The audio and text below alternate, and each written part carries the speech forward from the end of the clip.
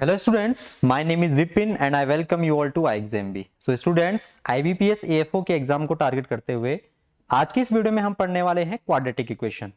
और मैं quadratic equation के क्वेश्चन को सॉल्व करने का बेस्ट मेथड आपको बताऊंगा कि कैसे हम इसे कम टाइम में सॉल्व कर पाए एग्जाम के अंदर। तो आपने लास्ट तक वीडियो को जरूर देखना है। आइए शुरू करते हैं आज की video. So students, quadratic equation आज हम पढ़ेंगे। सबसे पहले आप जानेंगे कि इक्वेशन हमारी क्या होती है, पॉलिनोमियल हमारा क्या होता है। तो जैसे मैं यहाँ पे आपसे अगर पूछूं कि मैं यहाँ पे लिखता हूं yx is equal to x square plus 2x plus 3। So this is a polynomial. सबसे पहली बात है, ये हमारा क्या है, एक पॉलिनोमियल है। लेकिन अगर मैं इस yx को रिप्लेस कर दूं 0 से, तो ये हमारा क्या बन गया, ये बन गया हमारा इक्वेशन, ये बन गया हमारा इक्वेशन। तो सबसे पहले एक बेसिक सी बहुत टर्मिनोलॉजी कि पॉलिनोमियल हमारा क्या होता है और इक्वेशन हमारी क्या होती है। जब हमारी एक पॉलिनोमियल के इक्वेट में कुछ वैल्यू आ जाती है तो वो हमारी इक्वेशन बन जाती है, अदरवाइज हमारा पॉलिनोमियल रहता है। सबसे पहले क्वाड्रेटिक इक्वेशन हम जानते हैं। क्वाड्रेटिक इक्वेशन हमारी क्या होती है, एक हमारी लीनियर इक्वेशन होती है, एक हमारी क्वाड्रेटिक इक्वेशन होती है। तो लीनियर इक्वेशन में हमारी पावर 1 होती है, क्वाड्रेटिक इक्वेशन में हमारी पावर 2 होती है, और अगर हम क्यूबिक इक्वेशन की बात करें तो उसमें हमारी पावर 3 होती है। तो क्वाड्रेटिक इक्वेशन में अगर आप देखेंगे तो पावर हमारी क्या होती है, 2 होती है। आप यहाँ पे देख पा रहे होंगे। तो क्वाड्रेटिक इक्वेशन आपने ध्यान रखना है। अगर मैं बात करूं standard form of a quadratic equation, यानी कि किसी क्वाड्रेटिक इक्वेशन का स्टैंडर्ड फॉर्म क्या होता है, वो होता है हमारा ax square plus bx plus c is equal to 0। ax square plus bx plus c is equal to 0।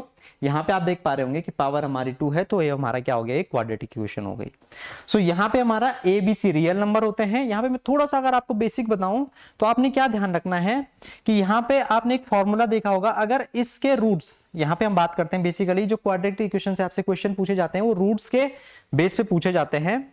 तो रूट्स की अगर मैं बात करूं, अगर इस इक्वेशन के रूट्स अल्फा एंड बीटा हैं, अगर इस इक्वेशन के रूट्स अल्फा एंड बीटा हैं, तो यहां पे आप देखिए पाएंगे कि अगर मैं सम ऑफ रूट की बात करूं, अगर मैं सम ऑफ रूट की बात करूं तो आपका जवाब क्या होगा, b बाई ए।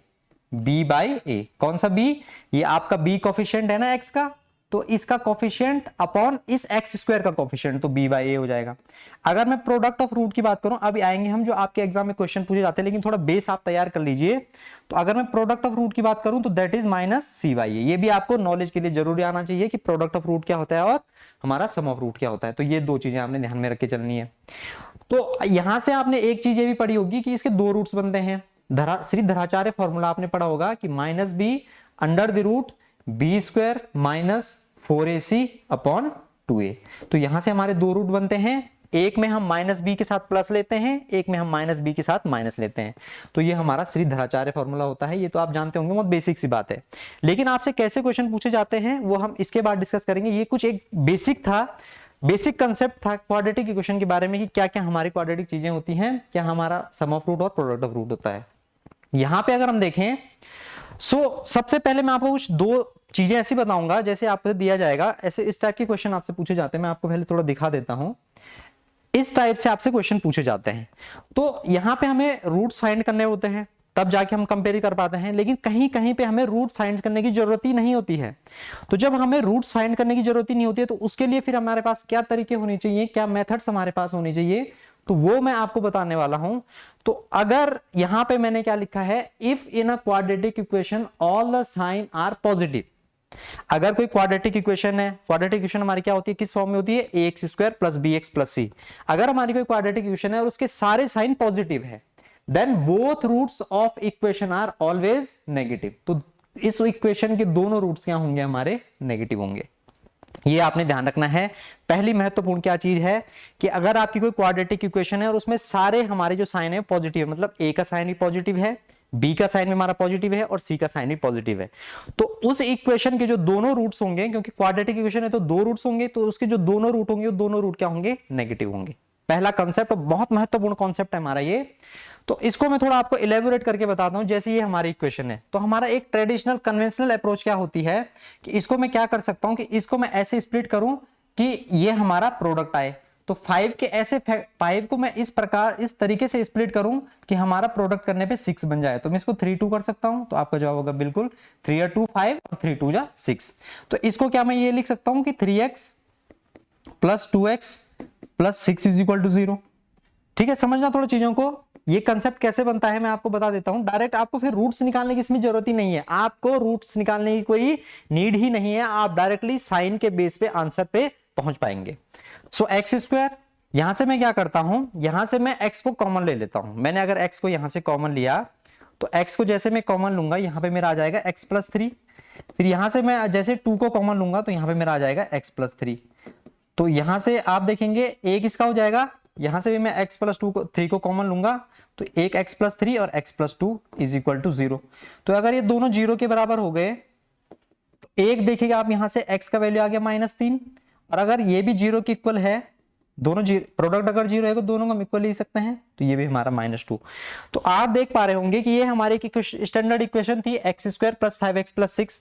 तो इसके दोनों रूट देखें आप, इसके दोनों रूट देखें, एक रूट क्या है -3, एक रूट क्या है -2। तो मैंने क्या बोला था कि अगर कोई भी इक्वेशन एक हमारी किसके फॉर्म में है, सारे उसमें प्लस के साइन है, तो उसके दोनों रूट क्या होंगे नेगेटिव। रूट का मतलब क्या होता है कि अगर x का वैल्यू आप -3 यहां पे पुट करेंगे तो ये इक्वेशन सेटिस्फाइड हो जाएगी, x का वैल्यू अगर आप -2 यहां पे पुट करेंगे तो इक्वेशन सेटिस्फाइड हो जाएगी। तो कंसेप्ट आपने डायरेक्ट क्या बोलना था कि इस इक्वेशन के दोनों रूट आपके क्या होंगे, दोनों रूट आपके इसके नेगेटिव होंगे। रूट निकालने की जरूरत नहीं पड़ेगी, आप क्वेश्चन मैं आपको दिखाऊंगा आगे तो डायरेक्टली आप बता पाएंगे कि रूट्स निकालने की हमें जरूरत ही नहीं है, तो दोनों रूट इसके क्या हो जाएंगे, नेगेटिव हो जाएंगे। सो सेम अप्रोच, एक कंसेप्ट हमारा दूसरा है इसमें दो, अगर आपने ये दो कंसेप्ट ध्यान रख लिए तो बहुत सारे, अगर 5 क्वेश्चन आपके एग्जाम में आ गए तो मुश्किल से 3 क्वेश्चन में आपको रूट निकालने की जरूरत पड़ेगी, और दो से तीन क्वेश्चन आप डेफिनेटली दावे के साथ इस डायरेक्ट अप्रोच से सॉल्व कर पाएंगे। तो यहां पे अगर आप देखेंगे ये कंसेप्ट भी क्या है कि if in a quadratic equation अगर आपका b कोफिशिएंट नेगेटिव है, 3 कोफिशिएंट होते हैं हमारे a b c होते हैं हमारे, तो अगर x का जो कोफिशिएंट है b अगर वो नेगेटिव है, बाकी a और c पॉजिटिव है, तो अगर b नेगेटिव है तो दोनों रूट हमारे क्या होंगे, फिर पॉजिटिव होंगे। यही बात यहां पे लिखी होगी, if in a quadratic equation sign of b negative, अगर b का साइन नेगेटिव है then both the roots of the equation are positive. तो आप डायरेक्ट बोल देंगे कि इसके जो दोनों रूट होंगे दोनों रूट पॉजिटिव होंगे, दोनों रूट क्या होंगे, दोनों रूट पॉजिटिव होंगे, आपको निकालने की जरूरत ही नहीं पड़ेगी इसमें। तो इसको भी आप सेम अप्रोच से सॉल्व कर सकते हैं। इसको हमने 9 को इस तरीके से स्प्लिट करना है कि प्रोडक्ट हमारा 20 बन जाए। तो आप जानते हैं 5 और 4, तो यहां से अगर आप देखेंगे तो इसको आप ऐसे लिख सकते हैं -5x -4x plus 20 is equal to 0। तो इसको जब आप और सॉल्व करेंगे तो x -5 आ जाएगा, -4 x -5। तो आप देख पाएंगे एक x -4 आ जाएगा और एक x -5 इज इक्वल टू 0 आ जाएगा, है ना। तो यहां से आप देख पाएंगे x का वैल्यू 4 और x का वैल्यू 5। तो ये रूट्स हो गए इस इक्वेशन के, एक प्लस ऑफ 4 एक प्लस ऑफ 5। तो x का वैल्यू अगर आप 4 रखेंगे तो ये सेटिस्फाइड होगा, x का वैल्यू अगर +5 रखेंगे तो आप सेटिस्फाइड होगा। तो मैंने क्या बोला कि अगर b हमारा नेगेटिव है, ये हमारे स्टैंडर्ड इक्वेशन है ना, ax² - bx plus c is equal to 0। तो यहां पे b क्या है, b हमारा 9 है, b हमारा 9 है और ये क्या है, नेगेटिव है। तो जब हमारा b नेगेटिव हो जाएगा तो इस इक्वेशन के दोनों रूट्स क्या हो जाएंगे, पॉजिटिव हो जाएंगे। ये आपने ध्यान रखना है। स्टैंडर्ड इक्वेशन हमारी क्या होती है, ax² plus bx plus c। तो जब हमारा b का कंपैरिजन हम इससे करेंगे क्योंकि हमारी स्टैंडर्ड इक्वेशन है एक, तो b आप देखेंगे 9 है, 9 का साइन क्या है, नेगेटिव है। तो जब ये नेगेटिव हो जाएगा तो आप क्या बोलेंगे कि दोनों रूट्स क्या है हमारे, दोनों रूट्स हमारे इसमें क्या है, दोनों रूट्स हमारे इसमें पॉजिटिव हो जाएंगे। तो इस चीज का आपने ध्यान रखना है। आगे अगर हम देखें तो देखिए अब क्वेश्चन कैसे पूछे जा सकते हैं। ये क्वेश्चन है, कह रहा है direction in the following question, two equation number 1 and 2 are given, you have to solve both the equation and give answer. तो आपको दोनों इक्वेशन को सॉल्व करना है और आंसर देना है। तो अगर आपको ये कंसेप्ट पता नहीं होगा जो मैंने आपको बताया अभी तरीका, तो आप इसको, आपको रूट निकालने पड़ेंगे, दोनों इक्वेशन के रूट निकालने पड़ेंगे, और जब आप रूट निकालेंगे फिर आपका टाइम बहुत कंज्यूम होगा। अगर आपने कंसेप्ट मालूम है तो आप क्या बोलेंगे कि सारे साइन पॉजिटिव हैं, सारे साइन पॉजिटिव है। तो अगर सारे साइन पॉजिटिव हैं तो दोनों रूट क्या होंगे, दोनों रूट नेगेटिव होंगे, दोनों रूट क्या होंगे, दोनों रूट नेगेटिव होंगे। अगर b नेगेटिव है, देखेंगे आप b ax² bx plus c, तो b की वैल्यू क्या है, -10। अगर b नेगेटिव है तो दोनों रूट क्या होंगे, पॉजिटिव होंगे, दोनों रूट क्या होंगे, दोनों रूट हमारे पॉजिटिव होंगे। तो आप डायरेक्ट नहीं बोल पाओगे कि ये हमारे x के रूट्स हैं, ये हमारे x के टर्म में रूट हैं और ये हमारे y के टर्म में रूट हैं। तो आप डायरेक्ट नहीं बोल पाओगे कि y बड़ा होगा x से, y बड़ा होगा x। ऑब्वियस सी बात है, जो पॉजिटिव वाली वैल्यू होगी वो दोनों नेगेटिव हैं, ये दोनों पॉजिटिव हैं। किसी से भी आप कंपेरिजन करें, अगर ये +4 है, ये -3 है, ये -7 है, ये खाली +4 है, तो +4 -3 से भी बड़ा है और -7 से भी बड़ा है। अगर ये 2 है तो ये -3 से भी ग्रेटर है और -7 से भी ग्रेटर है। तो पॉजिटिव वाली वैल्यू नेगेटिव वाली वैल्यू से हमेशा क्या होंगी, बड़ी होंगी। तो आप बोलोगे कि y क्या है, जो हमारा ये वाले इस इक्वेशन के रूट्स हैं वो क्या है, बड़े हैं किसकी अपेक्षा, इसके कंपैरिजन में। तो आप क्या बोलोगे कि y इज ग्रेटर, आप ये बोल सकते हो कि y is greater than x, या आप ये बोल सकते हो कि x is less than y। दो तरीके से आप बोल सकते हो, y is greater than x या x is less than y। तो आप देख पाएंगे x इज लेस देन वाला y हमारा ये वाला ऑप्शन है, ये हमारा इसका मोस्ट अप्रोप्रिएट राइट आंसर हो जाएगा। तो अगर आपको कंसेप्ट मालूम होगा तो फिर आपको इसके रूट निकालने की जरूरत नहीं है कि 28 को हम कैसे स्प्लिट करें 7 और 4 में। तो 7 और 4 11, फिर आप कंपैरिजन करें, देख भी सकते हैं इसके रूट होंगे हमारे 7 -7 और -4। इसके रूट्स हमारे क्या होंगे, इसके रूट्स हमारे क्या होंगे, इसके रूट्स आप देख सकते हैं हमारे क्या आएंगे। तो इस टाइप से आपको चीजें ध्यान में रख के चलनी है, ये हमारे आ जाएंगे। तो फिर जो भी आपका होगा तो आपका आंसर हमारा ये वाला हो जाएगा, ऑप्शन नंबर सी। आप सॉल्व करके भी देख सकते हैं, +x ये -7 हो जाएगा, -4 हो जाएगा। तो इस तरीके से आपको चीजें ध्यान में रख के चलनी है, ये हमारा फिर इसका राइट आंसर हो जाएगा।